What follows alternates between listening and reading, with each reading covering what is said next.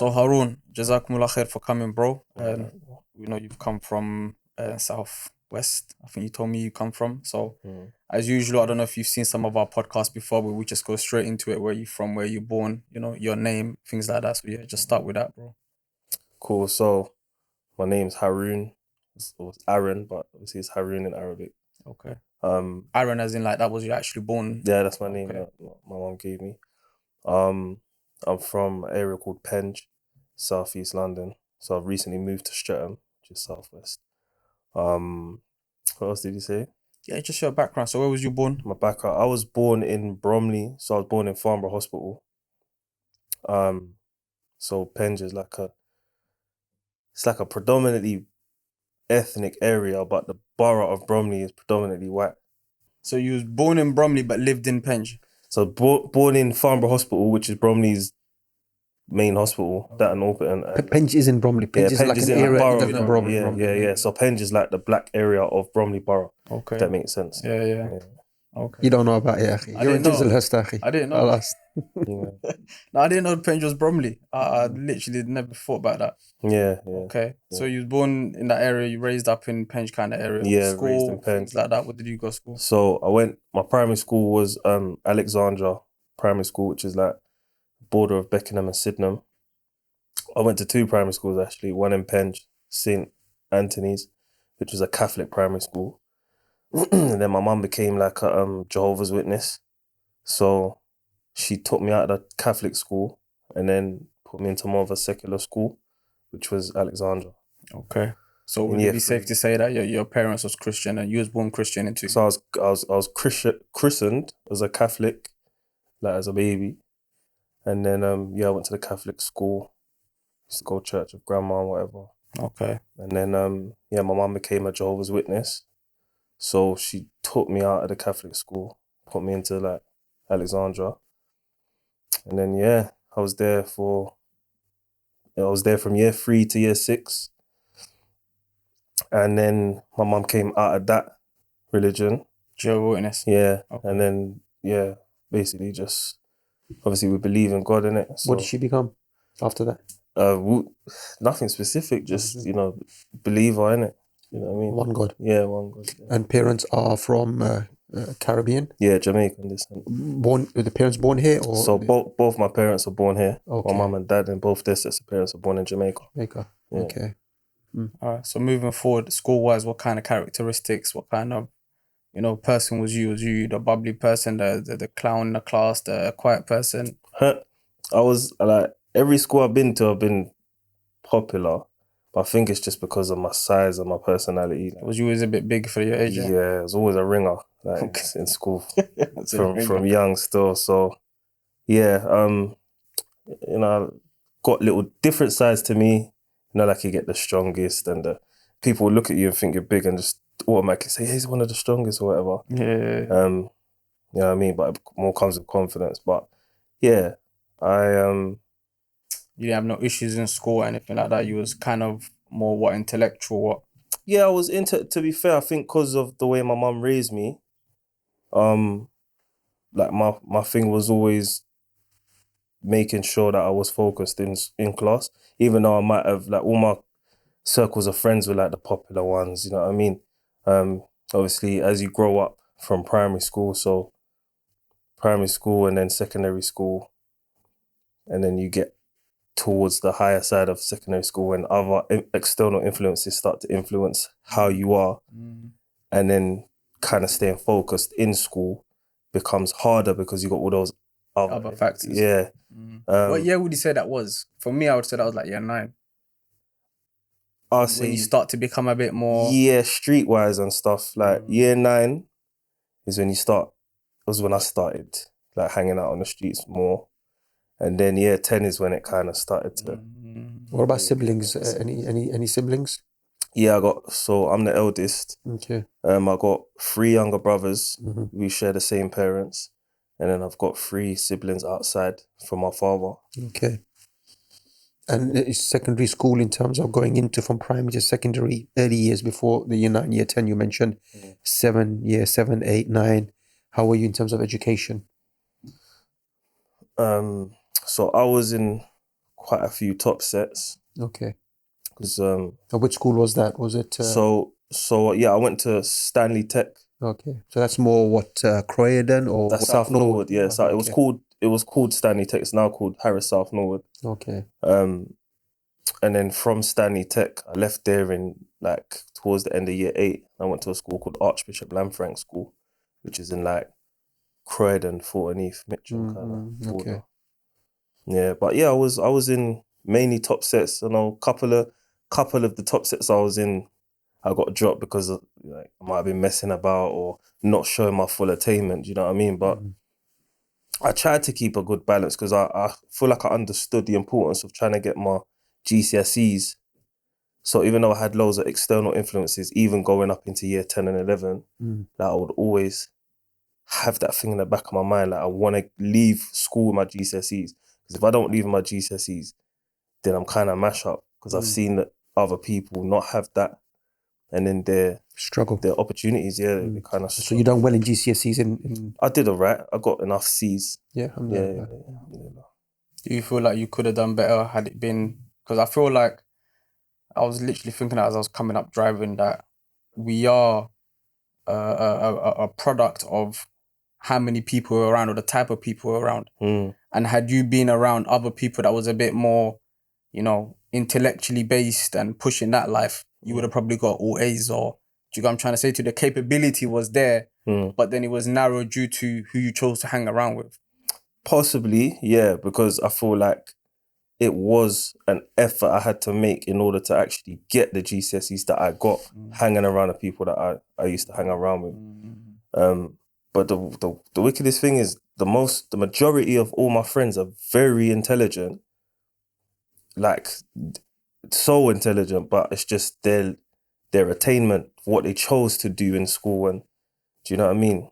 So even in school, they're just saying they was intelligent, but they also didn't put in the highest level of effort. Yeah, maybe because of what, you know, peer influence. And peer, I don't like to say pressure, I say influence, you know what I mean? Because, you know, we have our choices, but ultimately, I feel like it was peer influence that affected me and maybe might have affected others more.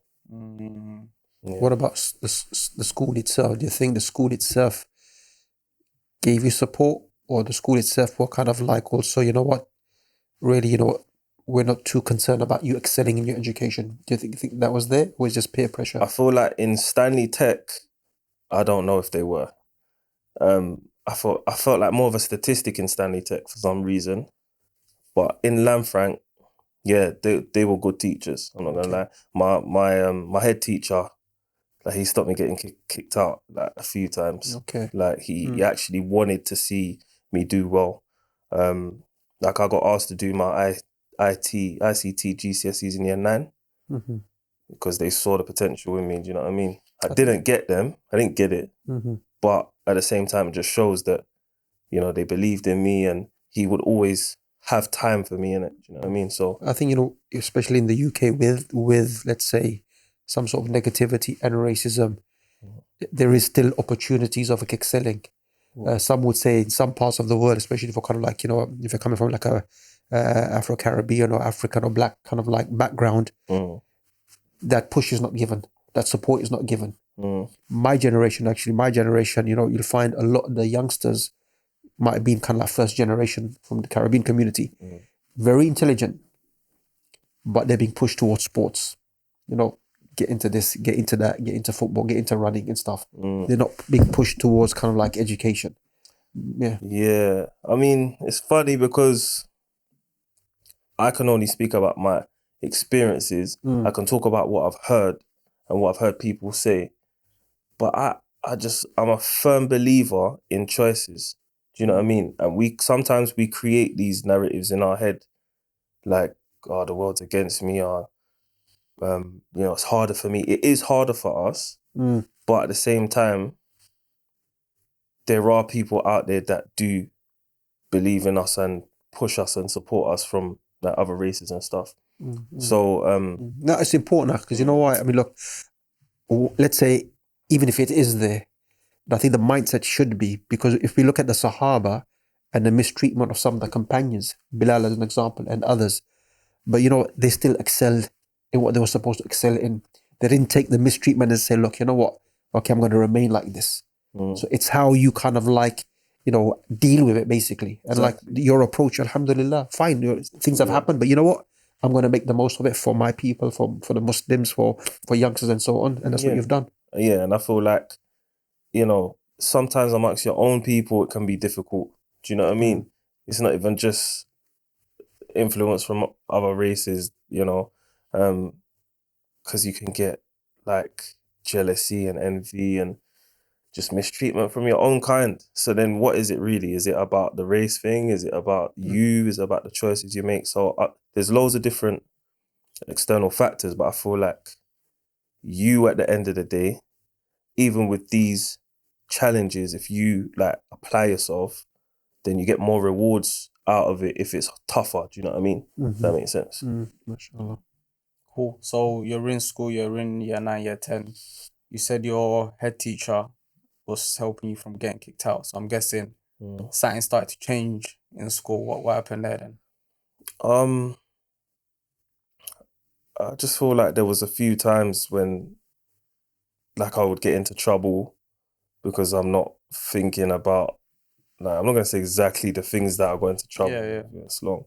But because he saw my potential and he knew what I was capable of and he see my work and he saw how I conducted myself, when he would get reports from a teacher or he would hear about something from a teacher or something like that, or someone would come and complain to him about me, he would be more like, Aaron, I know you can do better. Come on. Do you know what I mean? So, yeah, I think, you know, yeah, he saw my potential and he just supported that. And a lot of teachers were like that as well. You know, there were teachers who would, what do you call it? They would have a preconceived idea about me and generalize me and deal with me according to how I looked because I was tall, black. Do you know what I mean? I remember even one teacher said to me, as when I started growing my little beard started to grow here, she said, "Oh, you need to take it off. It's inappropriate." So I was like, "What do you mean inappropriate?" It's natural hair. It didn't make no sense. Do you know what I mean? But that's stuff that she was obviously having to deal with, whatever, based on her perception of me. Do you know what I mean? Or people that look like me. So I didn't chop it off anyway. Do you know what I mean? Just kept it moving. But yeah, there is that growing up kind of Phase. yeah, where you're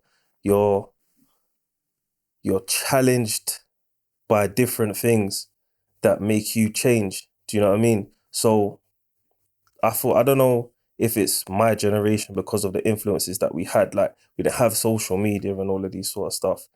We had the TV, we had Power Rangers and Art Attack and these sort of things, do you know what I mean?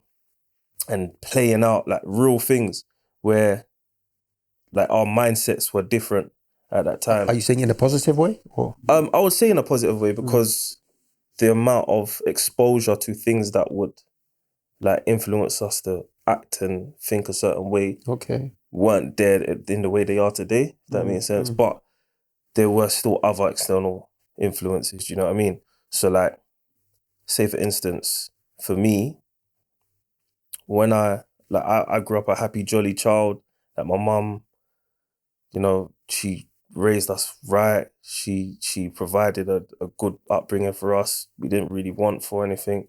Do you know what I mean? Even though it was a struggle, she made sure that we had a broadened kind of experience of goodness growing up, even when my father was back and forth. You know what I mean?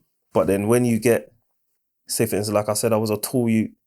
So when I'm like 12 and I'm getting approached by youths that are like 16 and they're trying to move to me because they think that I'm 14, 15 or like I'm from a certain area and I'm a 12-year-old youth. And I'm thinking, right, why are these guys trying to...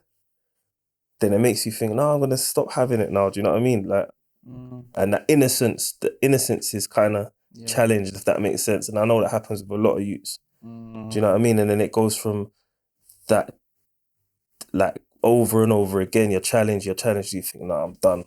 I'm not having it no more. That's it. Do you know what I mean? I said that last time, didn't I? One of the things I said that most so-called gangsters, because I don't think anyone is a gangster personally. I just think you do bad things, a gangster, is due to most people are victims. It starts with being a victim. Like no one comes out and says, I'm the baddest person and no one's gonna. But you was a victim first. Just like the bullied. You was bullied first, then you become a bully. Do you know what I'm trying to say to you? So I've realized through many friends that I had as well, that we all went through a little situation where someone tried to take from us, or someone tried to harm us, or maybe someone tried to harm your mom or dad, and you was there and you saw it, and you're like, you know what, that defensive characteristic kicks inside of you, like, nah, that ain't happening again. But then what happens is you then become the bully. You then become the transgressor. Even though you might have started off from a good angle, you now become the person you actually was fighting against.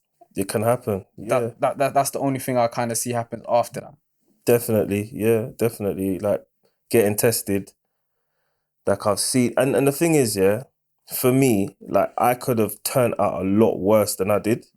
I think I just had to, like, growing up in South London, you have to have thick skin in it. Do you know what I mean? Obviously, growing up anywhere, whatever, but I can just talk about my experiences and who I've grown up around in it. So, yeah, you adapt to your surroundings, but I feel like some people overdo it. For me, I just wanted to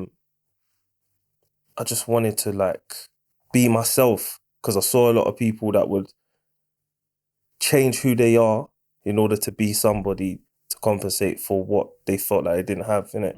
And we all go through phases of like, we don't know who we are, so we're gonna be this person and just see how that goes. And you're not even thinking about it like that when you're doing it. You're just doing it. But then when you grow up and realize that, right, hold on, I can be myself, I can be respected for being me, and I haven't got to go out of my way. But yeah, it's just situations will test you, and you'll kind of just know how to deal with them, and then you'll find a way. That makes sense. It's an important point, you mentioned about, the victim being bullied.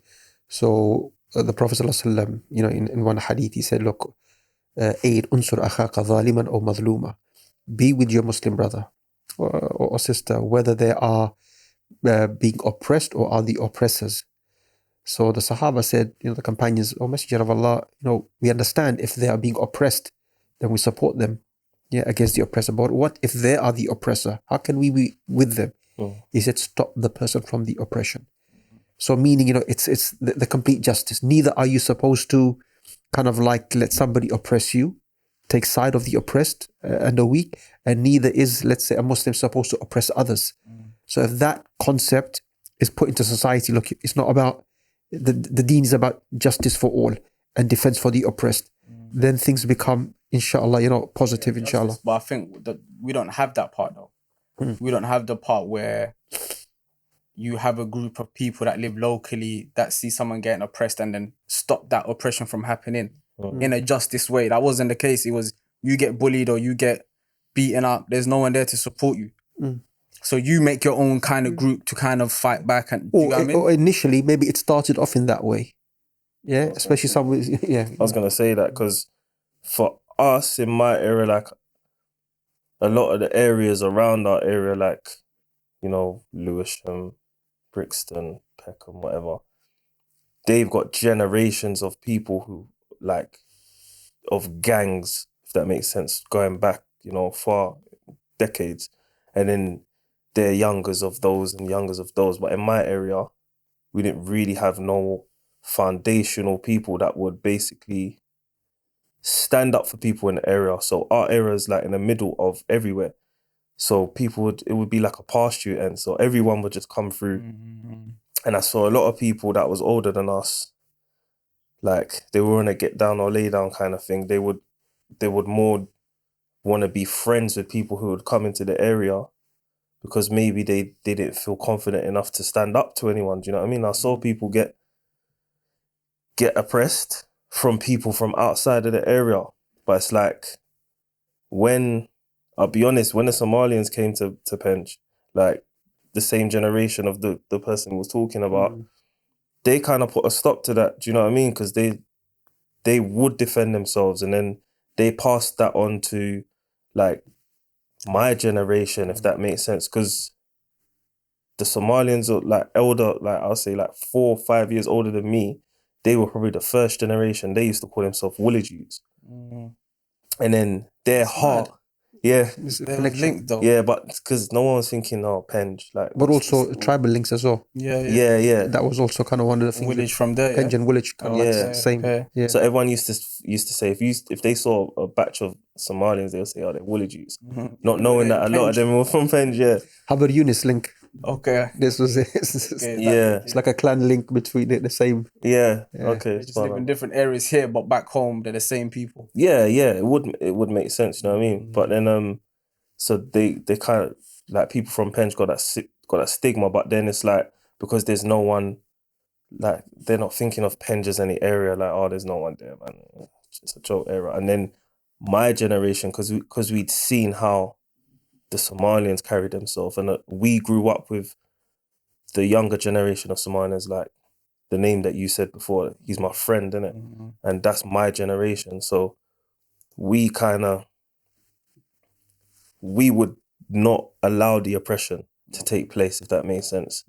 And we would would stand up for ourselves, stand up for people in the area. And it started that sort of way. Do you know what I'm trying to say? So I've always I've had that instilled in me as well from young. I would never like to see someone getting oppressed.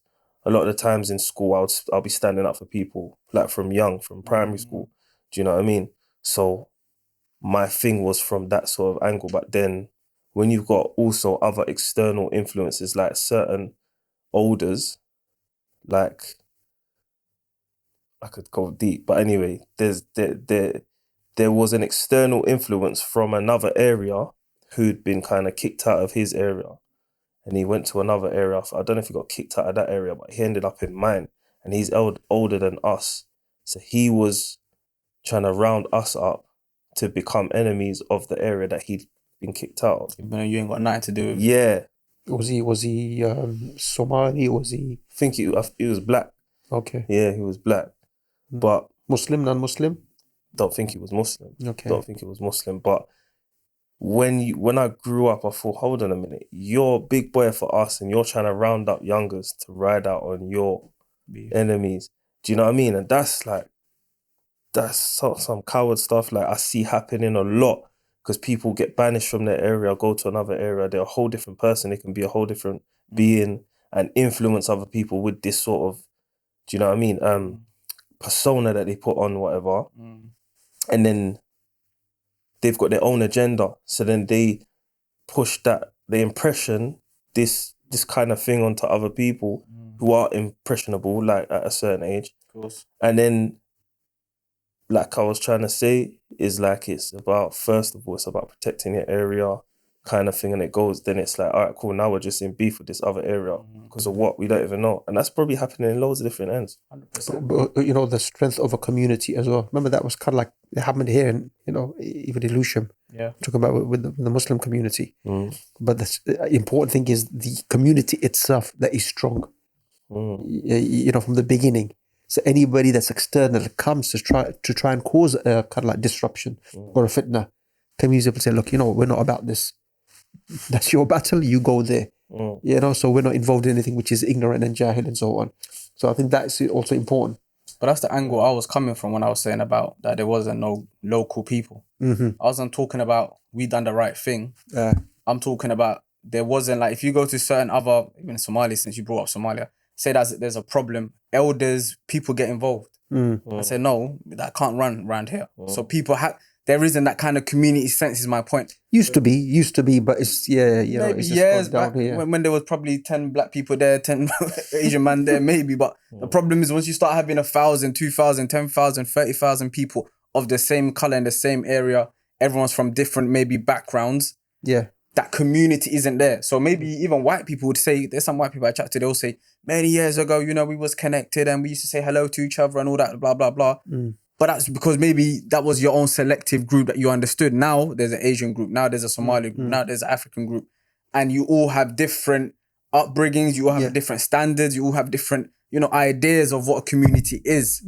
One thing though, unique with Penge Penge is a I was community. gonna say that it's a very it's- small community Yeah, knit. yeah. Yeah, I was just about to say that. So our thing is different. Even if the whole generation of people, it gets gentrified and they go and whatever, even new people might move in, they'll still kind of adopt that same community spirit each generation.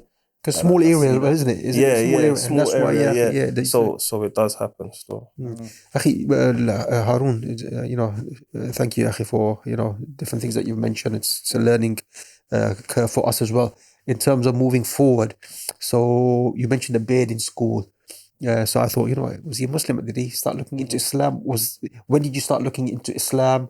And also, was it at that age when you started going to beard, or the beard was for something else, a cultural reason? And also, when did you start getting into the music scene? Was it at school, secondary school, or was that much later?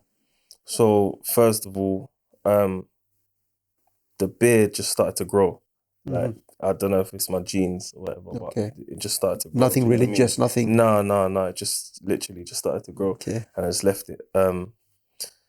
But in terms of when I started looking into the deen, I think this was around 19 years old, Okay. and So you finished school by now, yeah? I'd finished school Okay. like in the last. I'd probably finished college by then, to be fair as well. But like I wasn't open to it initially because of how I'd seen people that were representing Islam behaving, like, and this whole kind of saga of people converting to Islam just because they want to be friends with certain other people who have a certain name and status, or they're scared that they will get oppressed. Okay. Do you know what I mean? There was that kind of era. Do you know what I mean? Yeah, and I was not one of these people that were trying to bandwagon jump. Do you know what I mean? I don't like to be seen as a bandwagon jumper. And on top of that, I was thinking, no, I'm gonna have to have problems with these guys. Like, I'm not gonna be getting pressured into this Islam thing. You don't know. So no influence came from that side, kind of thing. But because, like I said, we grew up with a lot of Somalians, and it was Jama. Jama. Jama, mashallah. yeah, that one of the older Somalians in my area, because like we already looked up to him. I already looked up to him because like he was someone that, like, he was a stand-up guy, do you know what I mean? And he knew how to, he was protective of the area and of us, do you know what I mean? He was a proper older, and like, people didn't mess with him. And on top of that, he looked out for the young G's, innit? He looked out for the young. He became a youth worker as well. So I respected him on a different level. You get some elders that are just road and they're just trying to just live trying for to that. use, Yeah, but he wasn't even on that. He was just himself, do you know what I mean? And then he said, I should look into Islam. Mashallah. So I thought, okay, I've never heard this from someone I respect, and he's Somalian, innit? Like, this is what they're born into, innit? He'll probably know a lot more about it than someone that's reverted or whatever, or just gone to jail and picked it up, and you know what I mean? And no nobody- disrespect to anyone. Nobody from another ends, like, a revert brother, or, because remember, like you said, it was like kicking off in terms of Dawah, especially Brixton and stuff. Yeah. So nobody else from outside that came to you and said, look, a friend or something, look, I'll become a Muslim now? No. There was a few people that I knew that were on that. A few people that had converted to Islam, but yeah, I didn't think, none of them had tried to push it on me, and I didn't get any influence from them. So anyway, when I found out from Jama what it was about, and he told me to look into it, he said, when I'm ready, you take me to the masjid. I came. Jazakallah khair, Jama. If you're going to be watching, may Allah Ta'ala reward you, inshallah. You know what I mean? All the reward, he gets his part of your deeds, inshallah. Yeah. He gets that. Yeah. Inshallah, I want him to get that. You know what I mean? So yeah, he brought me to Lewisham Masjid, and I think we had a conversation about this the other day, and like I spoke to one of the brothers that was here, and he was asking me about what my influences are, what's my reasons to want to look into Islam and whatever. And I told him, you know what I mean? I said to him, I want to build a better relationship with God, and it might help me with my music. And then he was like, it was funny, your face. Like, he went, oh, no, we can't do this, brother. And I was like, what? Like, what's this about? Because I'm thinking, leading on to the music thing, I was 12 years old when my uncle taught me how to DJ. So I'm DJing from 12, and then I started to produce music at 13. Okay. So I'm a youth, basically, and like, Into it big. yeah, and doing it very well. Do you know what I mean? So by the time I'm touching 16, like I'm at a professional level to a degree because I've been constantly doing it on different platforms and self-taught. Do you know what I mean?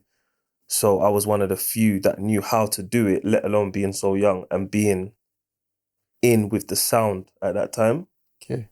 So yeah, that's kind of how that came about at that sort of age. But in terms of the music, yeah, when he said that to me, I was like, what? So what? You can't do music in it? What's this about?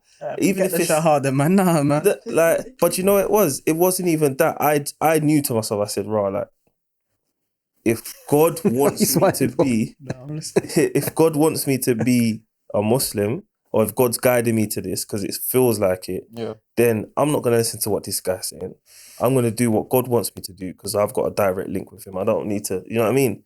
And I know what I know. So I just carried on doing it anyway. But my thing was, like, I would always be conscious of the sort of content that I'm putting out. So I put together this organization. So when the brother said, look, you know what? Okay, look, you need to kind of like cut that out. Yeah. Be a Muslim, but cut that out. Yeah. In your mind, okay, you know, I'm still going to carry on, inshallah. Yeah. With the shahada and the music. Was that your thing, yeah? Yeah. Okay. Yeah, that was my thing.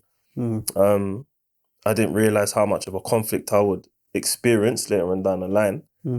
But internal conflict or external conflict?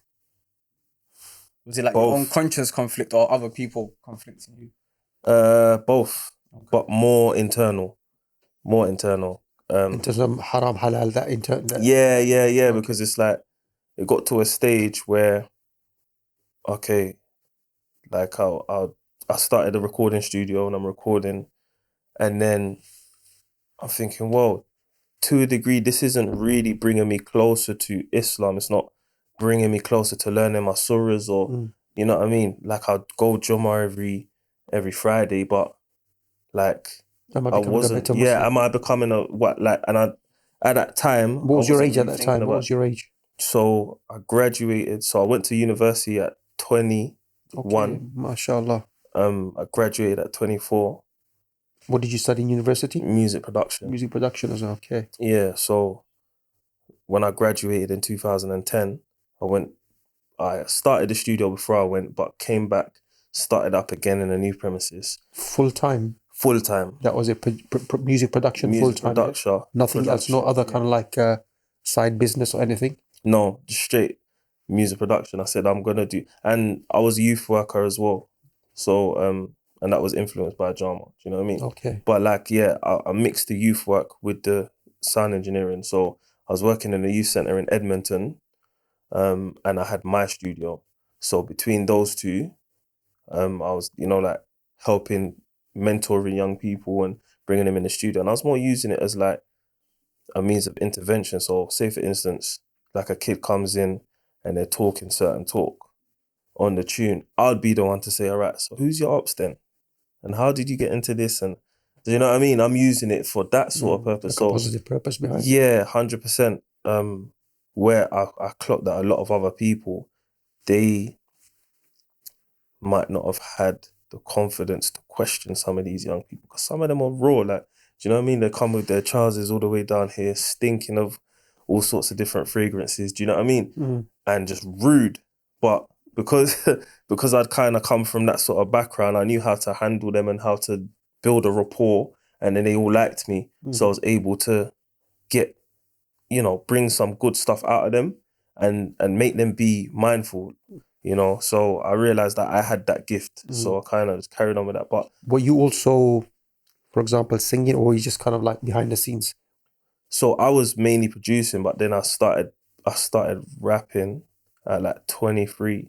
Okay. When I was in university. So between making my own music and engineering, that's what I was doing basically, Okay. but more engineering. And in terms of, I think you mentioned before to me, there was a kind of like a producing label you had. Yeah. Was that later on down the line, or was that So that's what I started in 2000. I started it before I went to uni. Sketch Boys, that one?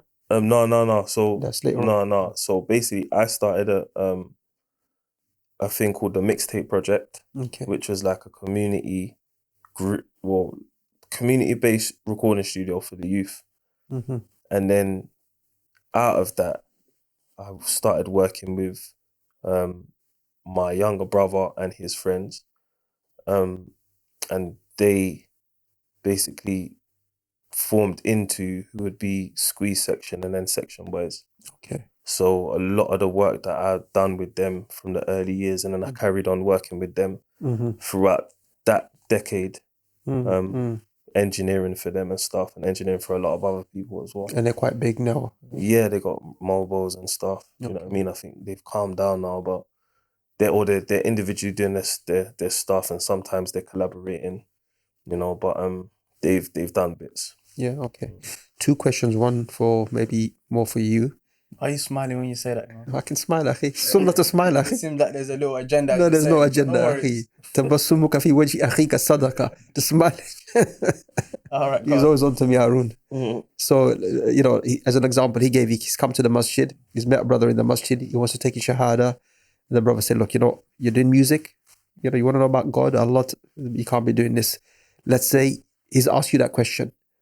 You're in the masjid. He's come to you. Said, look, I want to become a Muslim and I'm doing music. What advice can you give me? What's your advice going to be? How are you laughing for? I told you there's agenda behind the question. Because we had that discussion. I had that discussion Depends if you asked it 5 years ago or today, bro. 5 years ago, I would have said, astaghfirullah, bro. I'm joking. I think when someone's very new to something, you always give them the chance to grow in their iman first. You don't tell them rights and wrongs. You don't say to someone that you stop your eating pork. Like, even if a man tells me I eat pork, I'm going to tell him, bro, you can't take shahada until you stop eating pork. Do you know what I'm trying to say to you? You say, yeah, take your shahada. Learn more about your deen. Maybe roll with me a bit more. And then work on a person's heart until they want to stop it themselves. Maybe they might see you not doing it and they think, you know what, this guy doesn't listen to music. Or he walks away when music comes on, or when there's alcohol, he walks out of the room, or whatever.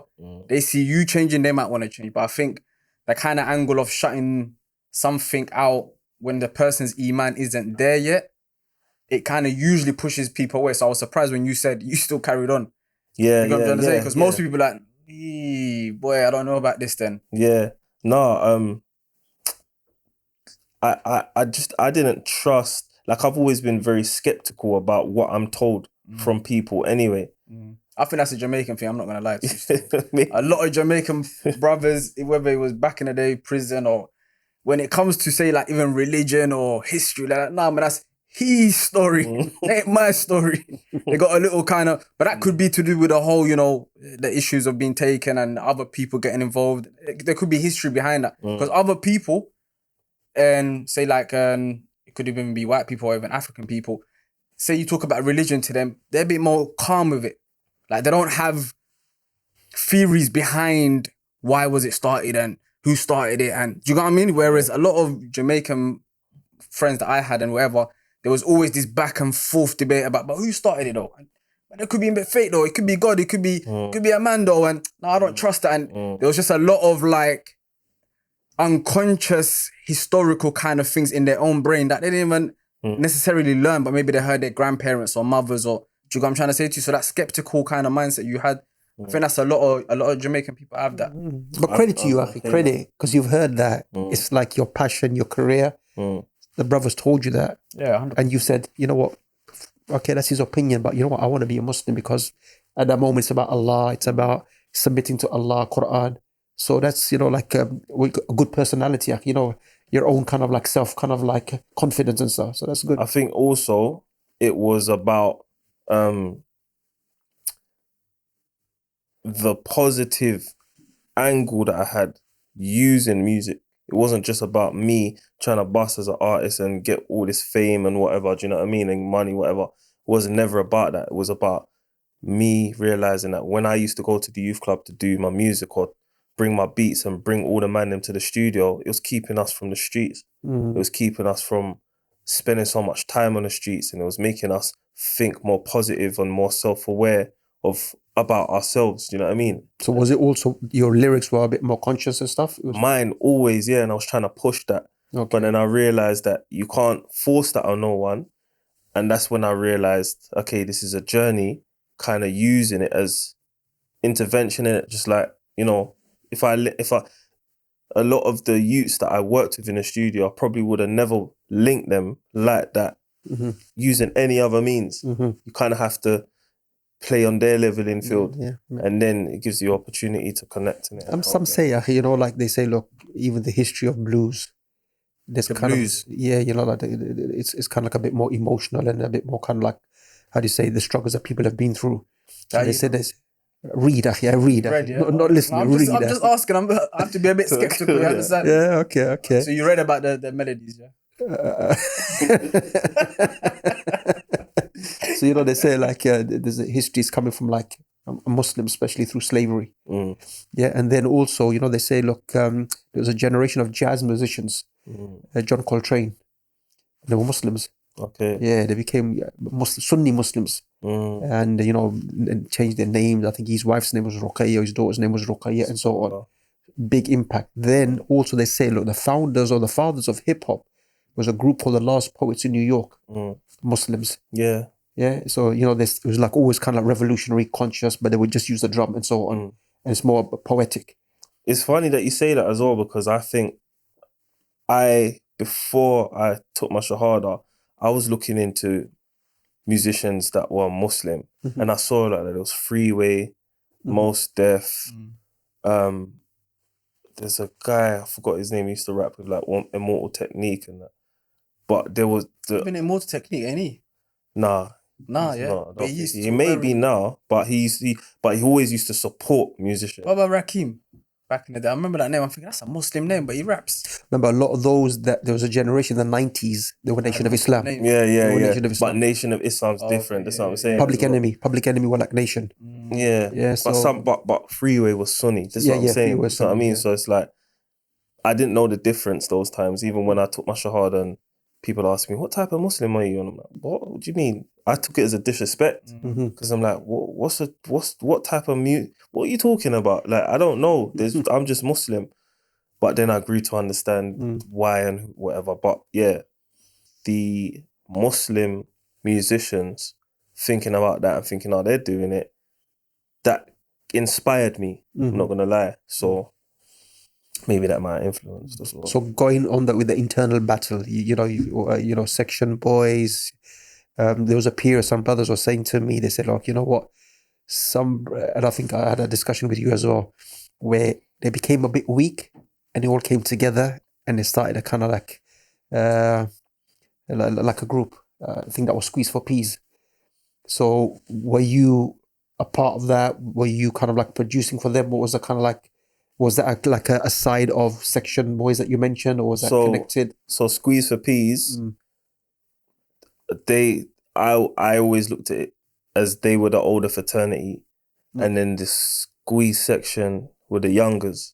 Okay. Do you know what I mean? And I did some engineering for Snakes and Babs at the time when I was doing their bits and pieces. Was everybody Muslim in that? Yeah, as far as I knew. Okay. As far as I knew. And that as well. Because Snakes, he's like SMS originally as well, isn't it? Yeah. From that kind of like generation as well. So that kind of made me see like, I didn't know too much about the dalil on music being haram or whatever, or the just the background about it, or even just any truth about it being haram basically. So I was skeptical, like I was saying before, but the brothers that I had around me, they're doing it, and it maybe if I didn't have them around me, I might have fully just been like, what's the point in the Islam thing? Because anytime I haven't had Muslims around me at all, that's when Shaitan has kind of slipped in and tried to influence me. Like, it don't make sense. You're going to do music anyway, and what's the point? Like, do you know what I mean? And then you're like, So you're saying that as a positive, I was doing that, but because they were around me, it also kept me in deen, basically. It kept me within the folds, inshallah, do you know what I mean? And just made me be more conscious of being a Muslim. And one thing I think it was, I mentioned to him the same scenario. So he took the shahada in the masjid, but I asked him, I said, look, if you would have asked me this question, I would have said something different. You remember that discussion? Because it's that journey. Yeah, and remember, you can be doing something haram, be a Muslim. But it's better to be a Muslim and slip in something rather than just not be a Muslim. At least you're on the path. Yeah. And you've got an opportunity later on change or seek forgiveness and so on. So that was the kind of like something that I mentioned. Remember, our iman is not the iman of the Sahaba. The Sahaba, when those ayats came down of anything which is prohibited, like, intoxicants, that's it. It's over. Yeah, those who were drinking it, spilt it. Those who had kind of like drunk it, induced vomiting. Those who had it in barrels, they're spilling it on the streets. But, these are the companions of the Prophet ﷺ. We're not that level of iman. So sometimes a gradual approach is sometimes better. Saying that now you've looked into, or you've started to look into, is it haram? Is it halal? What dalil? You mentioned dalil, which means proof. What did you find to say, look, you know what? This is not for me. I need to come out. And what did you do afterwards? The actual proof was in the lived experience more than, certain hadiths that I've heard about, the one where it says about the where Prophet Sallallahu Alaihi Wasallam says some of my ummah will see that, silk, alcohol, musical instruments, or make it prohibited.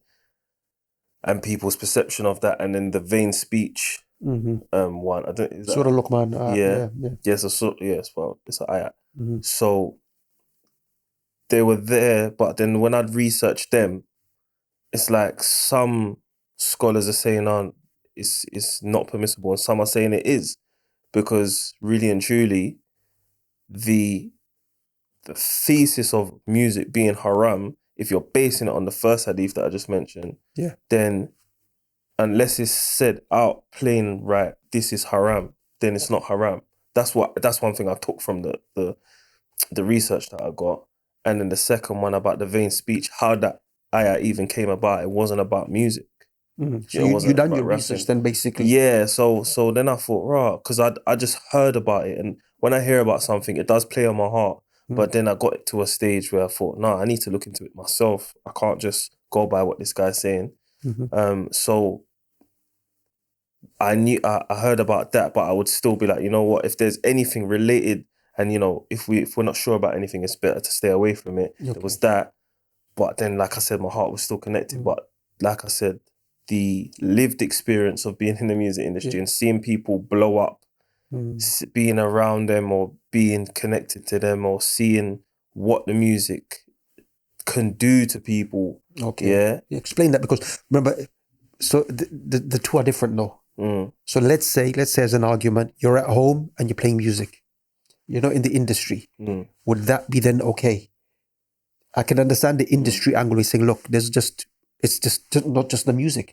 It's the women, it's the drugs, it's everything else, which is kind of like, it's the egos, it's the desires.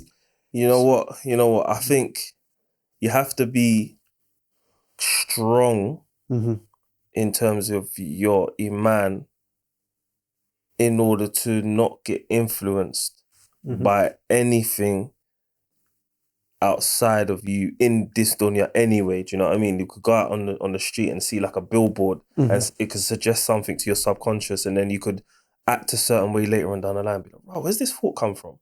Well, you was just walking down the road and you saw an advertisement. Do you know what I mean? And sometimes the rules and regulations of these advertisements, the stuff that they put up, certain words that they put up, it's crazy. Do you know what I mean? But you couldn't help that. You just heard it. Okay. Then if you choose to play music, then there's certain things in the lyrics that might be suggested certain things to you. Do you know what I mean? And then, if your iman's not strong enough or you're not dedicated enough, then you might be listening to music and then forget to do your salat. Do you know what I mean? Or forget, like, do you know what I mean? Little things like that, and you'd be like, oh, see, that's why I'm stopping that. Do you know what I mean? Mm-hmm. So there's levels to it, but then if they are kind of risk factors, and then on a broader scheme, I've seen being in the music industry, what it can do to part brothers. Okay. Like, do you know what I mean? Or it allows Cause shaitan to fitna come in, and yeah, and cause fitna between Muslim brothers, innit? Do you know what I mean? Saying like streets as well. Like, if certain brothers weren't doing music together or weren't doing things on road together, then they would probably still be friends and still be cool. But it's little things like that. I've witnessed it, you know, as a result of music, So or that's as a your, result of you're saying road. your lived experience. Look, the Yeah, fitna, it caused, there can't be no barakah in this yeah, because it's like, shotting drugs. yeah, The brothers who are on road, there's always beef because of it's haram. yeah, So that's the same lived experience that you're saying that made you say, look, you know what?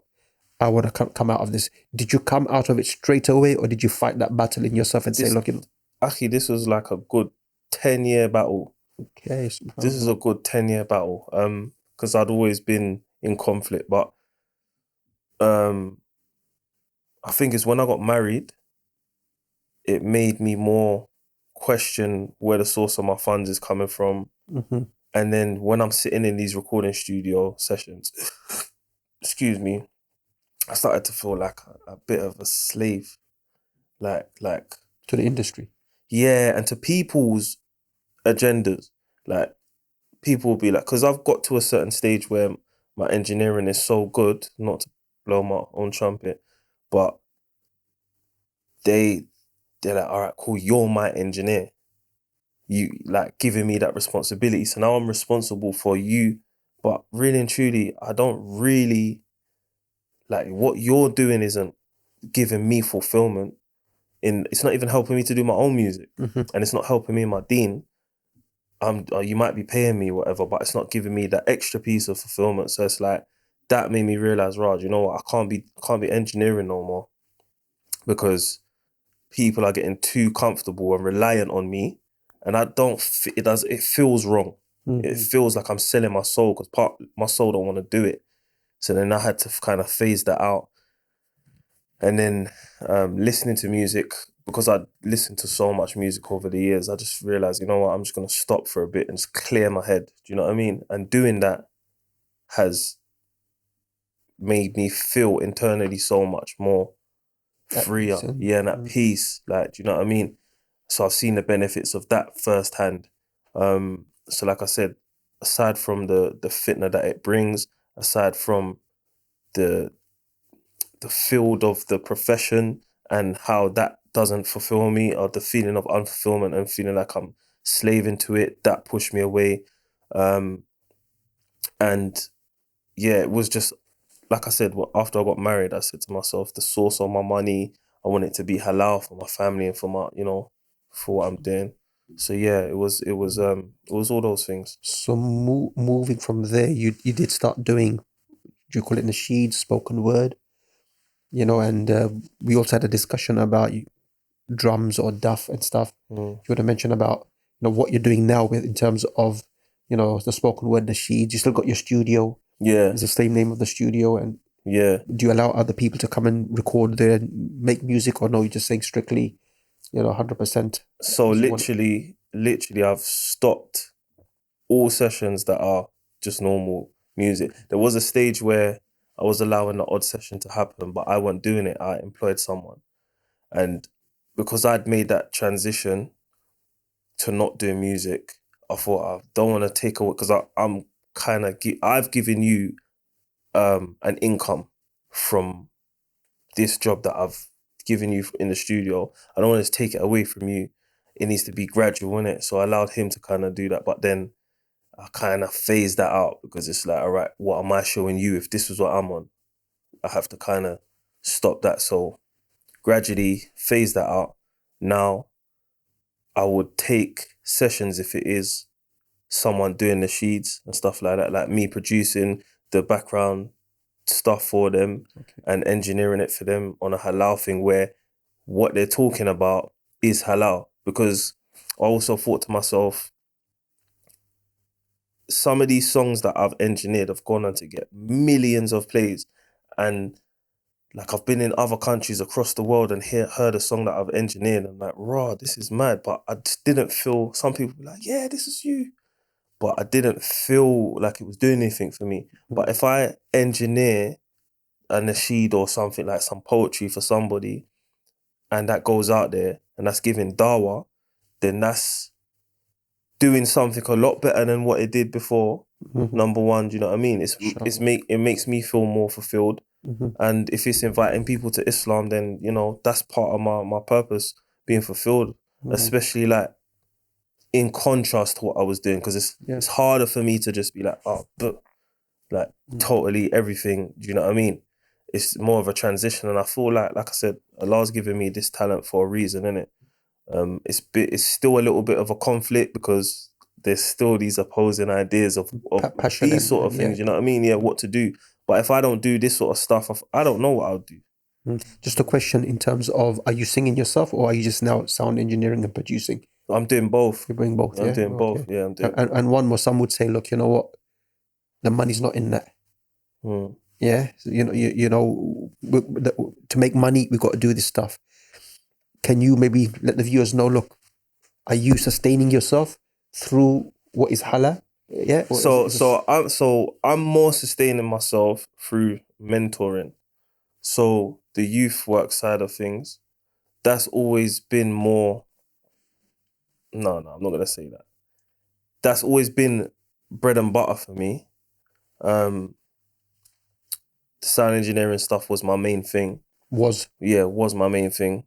So I've had to sacrifice that. But on the other side of things, I'm still doing the mentoring side of things. I get funding from funding organizations to run my own projects and stuff, and I do mindset coaching and that. So that's more in this transition what is sustaining me right now. Yeah. But moving forward, Allah knows best. Like I would love for the stuff that I'm doing to sustain me. Do you know what I mean? And then I feel like I could do more. But, you know, like I said, the mindset coaching and the mentoring, it still allows me to use personal traits that are beneficial to people. Do you know what I mean? Yeah. No, alhamdulillah, look, praise be to Allah. What we can say is been a sacrifice, Ari. You've done that, and that's been for the sake of Allah. That was your passion, you enjoy it, you didn't have to. Yeah, in the sense that you could have carried on making money, but for the sake of Allah, this is something that I don't feel comfortable with. You know what, I'm going to give this up, even though there's going to be a bit of a struggle, financially. But it shows you, Akhi, you know, that's your level of, your sincerity to the deen. Yeah. I think moving on, because we're time limited. And so finally, obviously, you've gone through this whole transition. You are where you are today. You're married, mashallah. You know, running a business and at the same time mentoring. These are all, you know, great accolades to have. You know, many people just do business in life and they're happy with that. But to be a mentor, to sacrifice a passion, to, you know, it takes a lot of strength. A lot of people are not willing to do that. They might say they are, but they're still in it. Do you know what I mean? So, you know, may Allah preserve you for that. And so lastly, you know, you are where you are today. What advice would you have for youngsters, similar background to yourselves, going through similar struggles, whether through music? What would you be saying to yourself as a younger guy now? You know, our purpose is to please Allah, and Allah's given us all unique gifts in which to use them to fulfill our purpose. Do you know what I mean? So whatever it is that we have as a talent or something like that, if we can think about how it's going to benefit us in this life and the next life, and, you know, allow us to worship Allah, then we should think about that. Do you know what I mean? Like, you know, with me, like I said, my music, I've had a lot of nasheed artists, or a few, I'm not going to say a lot because I only just started, but a few contact me and they want me to do backing tracks with their stuff. And they're talking sense of giving dawah. Do you know what I mean? And they want to collab with me, and that makes me feel good. And even the stuff that I'm doing now, even to people that aren't Muslim, when they're hearing it, they're being inspired. Do you see what I mean? It's fulfilling, man. It's goodness. Yeah, it feels good, innit? Do you know what I mean? There might be someone that's a graphic designer and they're just doing mixtape artwork for for like people that are putting out the singles on Spotify and whatever, and they could use that to do stuff, the images for you know, like, I don't know, for Footballers, whatever, artists, but in a different field. for Islamic purposes. Like, how can I use this designing skill that I have to help my deen? Do you know what I mean? Do you know what I mean? Someone with football coaching background, they could do like tournaments for the Muslim brothers, for the Muslim Brotherhood. Do you know what I mean? And then, you know, invite people who ain't necessarily Muslim as well to come and get involved. And when time comes to pray now, we have a break and we all pray and we inspire the people who aren't Muslim. Do you see what I mean? So it's just about using your skills for the deen. For the deen, yeah. Allah reward you, akhi. Jazakallah khair. Ameen. Can we, part of your legacy, people will watch, inshallah, and they will listen to you and you get a reward, get you to recite some Quran, any surah of your choice? SubhanAllah. Typical Imam, eh? I don't know about my tajweed though, akhi. I'm going to try. Bismillahir-Rahmanir-Rahim. وَضُحَى وَاللَّيْلِ إِذَا سَجَى ما وداك ربك وما خلا وللآخرة خير لك من الأولى ولسوف يأتيك ربك فترضى ألم يجدك يتيما فآوى ووجدك ضالا فهدى ووجدك عائلا فأغنى فأما اليتيم فلا تقهر وأما السائل فلا تنهر وأما بنعمة ربك فحدث. Jazakallah khair, akhi. May Allah inshallah reward you with khair. And I appreciate you coming down, inshallah. Thank you for having me. Cool. We'll wrap up there, and inshallah we'll catch everyone in the next one. Wassalamu alaikum.